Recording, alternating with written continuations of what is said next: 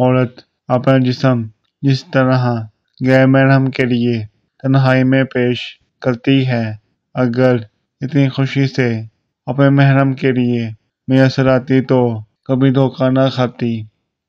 عورت اس قدر مضبوط ہے کہ اپنے شوہر کے ساتھ کئی عورتیں برداشت کر سکتی ہے، پر اگر یہی امتحان مرد دیتا تو یقین مانے تڑپ کر مر جاتا۔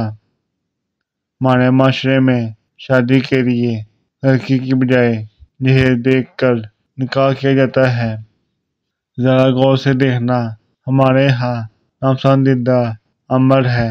ہم گزرتی ہوئی عورتوں کے علاوہ کسی بھی حقیقت کو ذات وجہ سے دیکھنا پسند نہیں کرتے۔